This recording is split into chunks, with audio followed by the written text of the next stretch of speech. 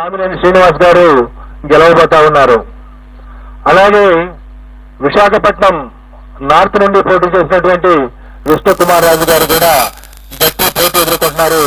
వారు కూడా గెలిచేటువంటి అవకాశాలు ఉన్నవి. తర్వాత జనసేన 21 స్థానాలు పొందినటువంటి జనసేన 21 అసెంబ్లీ స్థానాలు 2 పార్లమెంటు స్థానాల్లో వాళ్ళు పోటీ చేయడం జరిగింది. జనసేన 2 పార్లమెంటు స్థానాల్లో గెలవబోతా ఉంది. అలాగే అసెంబ్లీ స్థానాల్లో పిఠాపురం నుండి పోటీ చేసినటువంటి జనసేన పార్టీ వ్యవస్థాపక అధ్యక్షులు శ్రీ పవన్ కళ్యాణ్ గారు భారీ మెజార్టీతో గెలవబోతా ఉన్నారు. అలాగే ఆ పార్టీలో మరొక ముఖ్య నాయకుడైనటువంటి శ్రీ నాదెండ్ల మనోహర్ గారు గుంటూరు జిల్లా తెనాలి నుండి గెలవబోతా ఉన్నారు. తర్వాత తెలుగుదేశం పార్టీ విషయానికి వస్తే తెలుగుదేశం పార్టీ అధ్యక్షులు రాష్ట్ర మాజీ ముఖ్యమంత్రి నారా చంద్రబాబు నాయుడు గారు కొత్తూరు నియోజకవర్గం నుండి భారీ మెజార్టీతో గెలవబోతా ఉన్నారు. అలాగే వారి తనయుడు మాజీ మంత్రి శ్రీ నారా లోకేష్ మంగళగిరి నుండి గెలవబోతా ఉన్నారు. అలాగే నటులు శ్రీ నందమూరి బాలకృష్ణ గారు హిందూపురం నియోజకవర్గం నుండి మంచి మెజారిటీతో గెలవబోతా ఉన్నారు. ఈ విధంగా ప్రతిపక్ష పార్టీలకు సంబంధించి ముఖ్య నాయకుల విషయాన్ని చూసుకున్న తర్వాత ఆంధ్రప్రదేశ్ అధికారంలో ఉన్నటువంటి వైఎస్ఆర్ కాంగ్రెస్ పార్టీ యొక్క మంత్రివర్గంలో అనేక మంది మంత్రివర్గ సభ్యులు తీవ్రమైనటువంటి పోటీ ఎదుర్కొంటున్నారు. కొద్దిమంది ఓటమి చవిచూడబోతా ఉన్నారు. ఇందులో ముఖ్యంగా మనం ఆంధ్రప్రదేశ్ ముఖ్యమంత్రి శ్రీ వైఎస్ జగన్మోహన్ రెడ్డి గారు పులివెందుల అసెంబ్లీ నియోజకవర్గం నుండి భారీ మెజార్టీతో గెలవబోతా ఉన్నారు.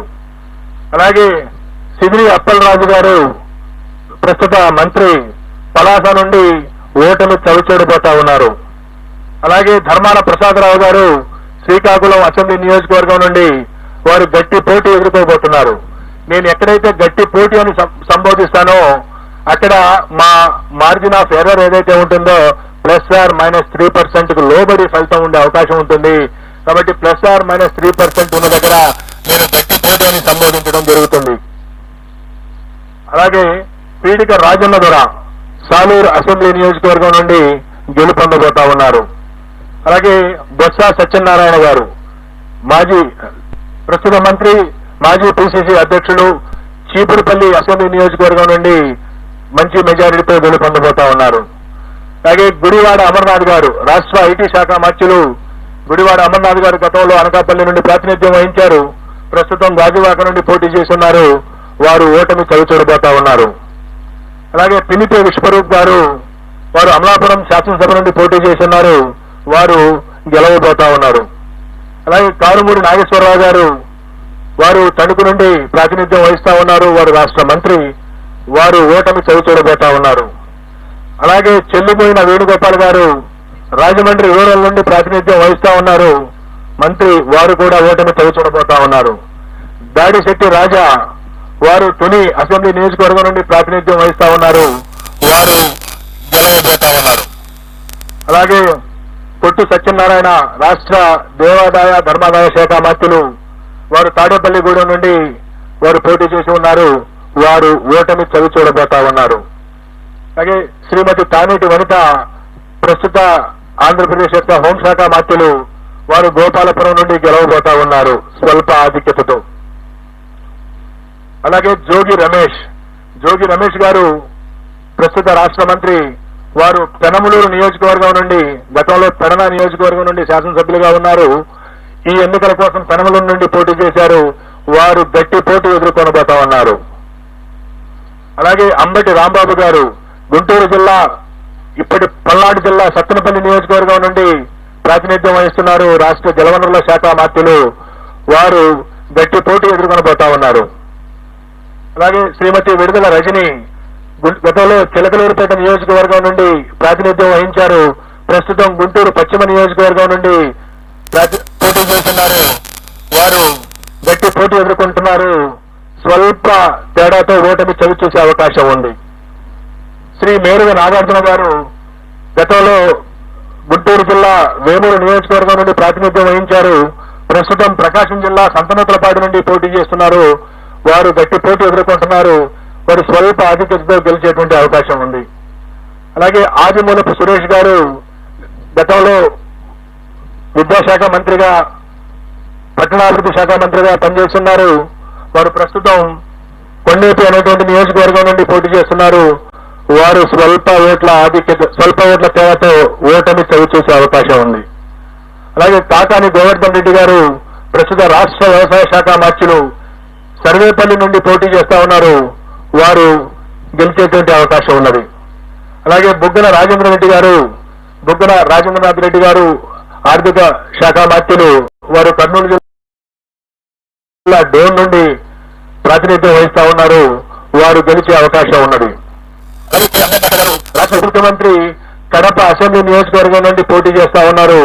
వారు ఈ ఎన్నికల్లో స్వల్ప ఆధిక్యతతో గెలిచే అవకాశం ఉన్నది. శ్రీ పెద్దిరెడ్డి రామచంద్రారెడ్డి గారు సీనియర్ మంత్రివర్యులు పొంగనూరు అసెంబ్లీ స్థానం నుండి ప్రాతినిధ్యం వహిస్తా ఉన్నారు.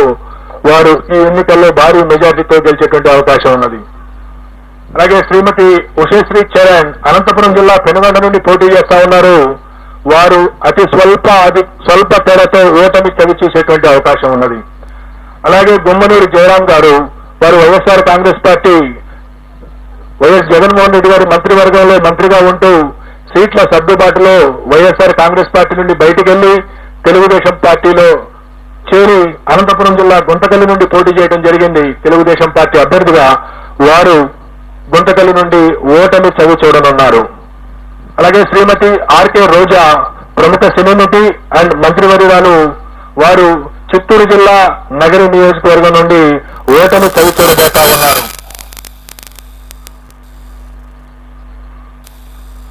అలాగే మరికొన్ని కీలకమైన ప్రస్తావన కూడా చేయాలి. అచ్చెన్నాయుడు గారు తెలుగుదేశం పార్టీ అధ్యక్షులు, ఆంధ్రప్రదేశ్ అధ్యక్షులు, వారు టెక్కలి నియోజకవర్గం నుండి స్వల్ప ఆధిక్యతతో విజయం సాధించబోతా ఉన్నారు. అలాగే వల్లభనేని వంశీ గత 2 సంవత్సరాలుగా కొన్ని వివాదాల కారణంగా ప్రముఖంగా వార్తల్లో వ్యక్తిన వ్యక్తి, గన్నవరం నుండి శాసనసభ్యుడిగా ప్రాతినిధ్యం వహిస్తా ఉన్నారు. ఈసారి కూడా వల్లభనేని వంశీ గన్నవరం నుండి గెలుపొందనున్నారు. అలాగే తమ్మినేని సీతారాం గారు ఆముదాల వలస నుండి ప్రాతినిధ్యం వహిస్తా ఉన్నారు. వారు ఆంధ్రప్రదేశ్ శాసనసభ స్పీకర్ గా ఉన్నారు. వారు కొద్ది ఓట్ల తేడాతో ఓటమి చవి చూసేటువంటి అవకాశం ఉన్నది. అలాగే రఘురామకృష్ణరాజు గారు, కనుమూరి రఘురామకృష్ణరాజు గారు ప్రస్తుతం నర్సాపురం నుండి ఎంపీగా ఉంటూ ఇటీవల తెలుగుదేశం పార్టీలో చేరి ఉండి నుండి శాసనసభకు పోటీ చేయడం జరిగింది. వారు ఉండి నుండి గెలుపొందబోతా ఉన్నారు. అలాగే బూడి ముత్యాల నాయుడు గారు, వారు ప్రస్తుతం ఆంధ్రప్రదేశ్ అనకాపల్లి నుండి, గతంలో వారు మాడివల నుండి శాసనసభ్యులుగా ఉన్నారు. ఈ ఎన్నికల్లో అనకాపల్లి నుండి పార్లమెంటు సభ్యులుగా పోటీ చేస్తున్నారు. వారు భారతీయ జనతా పార్టీ అభ్యర్థి సీఎం రమేష్ చేతిలో ఓటమి చవిచూడనున్నారు.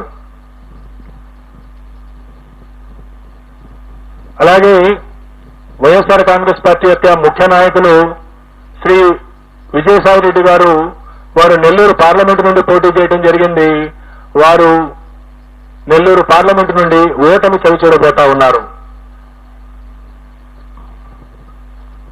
రాష్ట్రంలో హోరాహోరీ పోటీ జరిగినటువంటి పార్లమెంటులో అమలాపురం పార్లమెంటు, రాజమండ్రి పార్లమెంటు, నర్సరావుపేట పార్లమెంటులో ఫలితం కేవలం 2 లేదా 3 శాతానికి లోబడి ఉండబోతా ఉంది. ఈ విధంగా రాష్ట్రంలో ఉన్నటువంటి 4 రాజకీయ పార్టీల యొక్క ముఖ్య నాయకుల యొక్క గెలుపు ఓటముల్ని మనం చర్చించుకున్న తర్వాత కీలకమైనటువంటి అంశాలను కూడా నేను ప్రస్తావించవలసి ఉంటుంది. తెలుగుదేశం పార్టీ గత 5 సంవత్సరాల నుండి ప్రతిపక్షంలో ఉన్న కారణంగా గత ఎన్నికల్లో 2019 శాసనసభ ఎన్నికల్లో చరిత్రలో ఎప్పుడు లేని విధంగా 10 శాతానికి మించినటువంటి ఓట్ల తేడాతో ఓడినటువంటి కారణంగా పొత్తు తప్పదు అని తెలుసుకున్నటువంటి పార్టీ నాయకత్వం జనసేన పార్టీని పొత్తులోకి ఆహ్వానించడం, ఆ తర్వాత కూడా గెలుపుకు కేవలం జనసేన మాత్రమే కాదు, మరొక బలమైనటువంటి రాజకీయ పక్షం యొక్క అవసరం ఉన్నదని తెలుసుకొని భారతీయ జనతా పార్టీతో కూడా చివరి వరకు పొత్తు కోసం ప్రయత్నం చేసి భారతీయ జనతా పార్టీని కూడా పొత్తులో కలుపుకున్నటువంటి పరిస్థితిని రాష్ట్ర ప్రజలందరూ చూశారు. ఒకవైపు ఈ రాష్ట్ర ముఖ్యమంత్రి వైఎస్ఆర్ కాంగ్రెస్ పార్టీ అధ్యక్షుడు వైఎస్ జగన్మోహన్ రెడ్డి నాటికే 90% మందిని ప్రకటించేసి నియోజకవర్గాల వారీగా, జిల్లాల వారీగా, ప్రాంతాల వారీగా సిద్ధం వంటి సభలను ఏర్పాటు చేసుకుని ప్రజల్లోకి పోతా ఉంటే ప్రతిపక్ష కూటమి సీట్ల సర్దుబాటు, ఆ సీట్లలో ఏ అభ్యర్థిని నిలబెట్టాలి అనేటువంటి విషయంలోనే ఆల్మోస్ట్ నామినేషన్స్ వరకు ఆగినటువంటి పరిస్థితిని మనం చూశాం. అదే కాకుండా గత 5 సంవత్సరాల్లో కరోనా కాలాన్ని తీసివేయగా మిగతా కాలంలో ఈ రాష్ట్ర ప్రభుత్వం అవలంబించినటువంటి నూతన విధానాలు, వాలంటీర్ వ్యవస్థ ద్వారా ప్రతి ఇంటి గడప వద్దకు ప్రభుత్వ సేవలను చేర్చడం ఏదైతే ఉందో, ఇది నేను గతంలో కూడా చెప్పాను. ఈసారి ఎన్నికల్లో అది కీలక పాత్ర పోషించబోతా ఉంది. 71% మంది గ్రామీణ ప్రజానీకం ఏ గ్రామంలోనైనా సరే ప్రభుత్వం ద్వారా ఏదైనా పథకం లబ్ధి పొందాలన్నా, ప్రభుత్వానికి సంబంధించినటువంటి ఏదైనా సంక్షేమ అభివృద్ధి కార్యక్రమం పొందాలన్నా ఆ గ్రామ స్థాయి నాయకుడి దగ్గరకో, మండల స్థాయి నాయకుడి దగ్గరకో వెళ్లాల్సినటువంటి పరిస్థితి.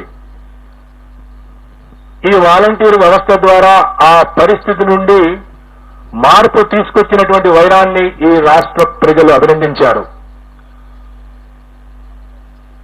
ఏ ప్రభుత్వ పథకం కావాలన్నా, ఏ ప్రభుత్వానికి సంబంధించినటువంటి ప్రయోజనం జరగాలన్నా వాలంటీరే ఇంటి దగ్గరకు వచ్చి సేవలు అందించేటువంటి ఒక వినూత్న కార్యక్రమం ఈ రాష్ట్ర ప్రజల్లో ఆత్మగౌరవం పెంచింది అనడానికి ఏమాత్రం సందేహం లేదు. దానితో పాటు గతంలో ఉన్న 31 లక్షల పెన్షన్దారులను 64 లక్షలకు పెంచడం, గత ప్రభుత్వం కేవలం చివరి 2 నెలల్లో ఇచ్చినటువంటి 2,000 రూపాయలతో పోల్చుకుంటే పాటు 2,000 రూపాయల నుండి 3,000 రూపాయలకు పెన్షన్ ఇవ్వటం,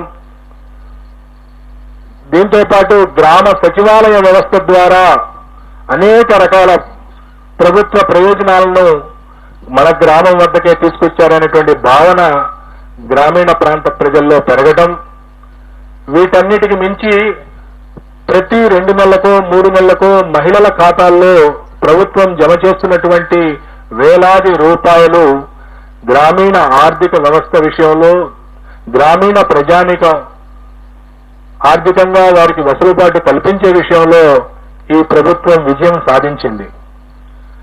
ఈ ప్రభుత్వానికి సుమారుగా 56% మంది మహిళలు తిరిగి ఎన్నుకోవడానికి మొన్న ఓటు వేశారు. ఈ రాష్ట్రంలో ఉన్నటువంటి అన్ని వర్గాల మహిళల్లో ఎస్సీ, ఎస్టీ, బీసీ, మైనార్టీలు అనేది కాదు, ఓవరాల్ గా మహిళల్ని శాంపిల్ గా తీసుకుంటే 56% ఈ పార్టీకి, వైఎస్ఆర్ కాంగ్రెస్ పార్టీకి ఓటు వేసినటువంటి పరిస్థితి. కేవలం 42% మంది మాత్రమే తెలుగుదేశం పార్టీ కూటమికి మహిళల్లో ఓటు పడింది. అలాగే పురుషుల్లో ఎన్డీఏ కూటమి ఆధిక్యత సాధించింది. సుమారుగా మహిళల్లో 13 నుండి 14% వైఎస్ఆర్ కాంగ్రెస్ పార్టీ ఆధిక్యత సాధిస్తే, పురుషుల్లో వైఎస్ఆర్ కాంగ్రెస్ పార్టీ కేవలం 45.35% పరిమితమైంది. తెలుగుదేశం కూటమి 51.56%, అంటే సుమారుగా 6% మగవాళ్లలో తెలుగుదేశం పార్టీకి ఓట్లు ఎక్కువ పట్టడం మనం చూశాం. ఒకవైపు రాష్ట్రంలో మహిళల సంఖ్య ఎక్కువగా ఉండటం, మొన్న జరిగిన ఎన్నికల్లో 4,78,000 ఓట్లు, సుమారుగా 1.43% మంది మహిళలు పురుషుల కంటే అదనంగా ఓటు వేయటం, ఆ అదనంగా ఓటు వేసినటువంటి సుమారుగా 56% మంది వైఎస్ఆర్ కాంగ్రెస్ పార్టీకి ఓటు వేయడంతో పాటుగా వైఎస్ఆర్ కాంగ్రెస్ పార్టీకి వెన్నుదన్నుగా నిలిచినటువంటి ఎస్సీ, ఎస్టీ, మైనారిటీ వర్గాలతో పాటుగా ఈ గత 4 ఏళ్లుగా ఈ ప్రభుత్వం అనుసరించినటువంటి అనేక అభివృద్ధి, గ్రామీణ ప్రాంతాల్లో అభివృద్ధి, అలాగే సంక్షేమ కార్యక్రమాలు, డైరెక్ట్ బెనిఫిట్ స్కీమ్స్ కారణంగా బీసీలలో కూడా వైఎస్ఆర్ కాంగ్రెస్ పార్టీ గణనీయమైనటువంటి ఓట్లు సాధించింది. ఈ విధంగా తనకున్నటువంటి ఓటు బ్యాంకును కాపాడుకుంటూ కొత్తగా బీసీలలో ఓటు బ్యాంకుని చేర్చడం ద్వారా, మహిళల్లో తన ఓటు బ్యాంకును పెంచుకోవడం ద్వారా వైఎస్ఆర్ కాంగ్రెస్ పార్టీ ఈ రోజు తిరిగి రాష్ట్రంలో మరొకసారి అధికారంలోకి రాబోతా ఉంది. వైఎస్ఆర్ కాంగ్రెస్ పార్టీ ఆంధ్రప్రదేశ్ లో మే 13వ తేదీన జరిగినటువంటి ఎన్నికల్లో 49.41% ఓట్లను సాధించి 94 నుండి 104 అసెంబ్లీ స్థానాల్లో గెలవబోతా ఉంది. తెలుగుదేశం పార్టీ కూటమి 47.55% ఓట్లను సాధించి కేవలం 71 నుండి 81 స్థానాలకు పరిమితం కాబోతా ఉంది. ఇతర పార్టీలు, ఇండిపెండెంట్ అభ్యర్థులు 3.04% ఓట్లకు పరిమితం కాబోతా ఉన్నాయి. సుమారుగా 2% ఓట్ల ఆధిక్యతతో తెలుగుదేశం పార్టీ కూటమి కంటే సుమారుగా 20-25 స్థానాల్లో వైఎస్ఆర్ కాంగ్రెస్ పార్టీ ఆధిక్యత సాధించి మరొకసారి ప్రభుత్వాన్ని ఏర్పాటు చేయబోతా ఉంది. అలాగే పార్లమెంటు విషయానికి వస్తే ఆంధ్రప్రదేశ్ లో ఉన్నటువంటి 25 పార్లమెంటు స్థానాల్లో 48.29% ఓట్లను సాధించి వైఎస్ఆర్ కాంగ్రెస్ పార్టీ 13 నుండి 15 పార్లమెంటు స్థానాలను గెలవబోతా ఉంది. అలాగే తెలుగుదేశం కూటమి 47.68 ఓట్ల శాతాన్ని సాధించి 10 నుండి 12 పార్లమెంటు స్థానాల్ని గెలవనున్నది. ఓట్లు కాంగ్రెస్ పార్టీ మరియు ఇతర పార్టీలకు లభించినాయి. ఏ పార్టీ కూడా ఇంకా వేరే పార్టీలకు సీట్లు లభించేటువంటి అవకాశం లేదు. కడప పార్లమెంటు నుండి పోటీ చేసినటువంటి శ్రీమతి షర్మిల గారు అక్కడ గణనీయమైనటువంటి ఓట్లు పొందుతున్నప్పటికీ అక్కడ గెలిచే పరిస్థితి లేదు. వారికి అక్కడ డిపాజిట్ కూడా దక్కేటువంటి పరిస్థితి లేదు. ఆవిడ సుమారు 12% ఓట్లకి పరిమితం కాబోతా ఉన్నది. ఈ విధంగా కాంగ్రెస్ పార్టీ సుమారుగా 3% ఓట్లు పార్లమెంటు స్థానాల్లో చీల్చిన కారణంగా వైఎస్ఆర్ కాంగ్రెస్ పార్టీ గెలవలసినటువంటి మరో 3 స్థానాల్ని కోల్పోబోతా ఉంది. అయినప్పటికీ ఎన్డీఏ కూటమి కంటే కూడా 2-3 పార్లమెంటు స్థానాలను అధికంగా సాధించబోతా ఉంది. సుమారుగా 13 నుండి 15 స్థానాలు వైఎస్ఆర్సీపీ, 10 నుండి 12 స్థానాలు టీడీపీ కూటమి సాధించబోతా ఉంది. సో ఈ విధంగా ఆంధ్రప్రదేశ్, తెలంగాణలో జరిగినటువంటి హోరాహోరీగా జరిగినటువంటి ఎన్నికల యొక్క ఫలితాలు ఉండబోతా ఉన్నాయి. జూన్ 4వ తేదీన మా ఈ ఆరా సంస్థ వైపు నుండి ప్రకటించినటువంటి పోస్ట్ పోలు నిజం కావాలని, గత 16 సంవత్సరాల్లో అనేక ఎన్నికల్లో వాస్తవానికి ఫలితాలకు దగ్గరగా మా ఆరా సంస్థ ఏ విధంగా అయితే ఫలితాలను ప్రకటించిందో అదే స్థాయిలో ఈ ఫలితాలను ప్రకటిస్తున్నామని తెలియజేయడానికి గర్వపడతా ఉన్నాం. అనేక రకాల ఒత్తిళ్లు, అనేక రకాల విమర్శలు అన్ని మా ప్రొఫెషన్ లో భాగంగా ఎప్పుడు వస్తూనే ఉంటాయి.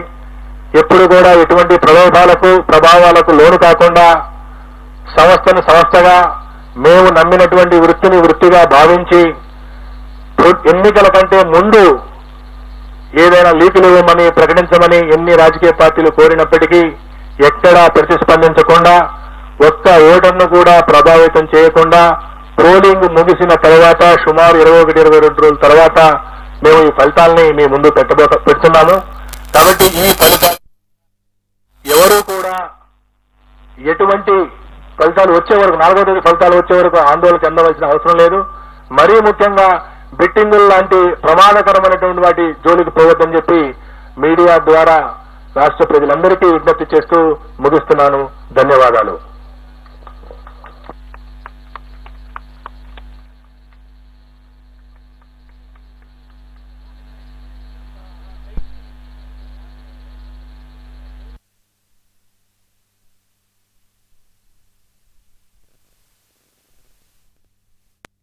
విజయం సాధించే అవకాశాలున్నాయి. అలాగే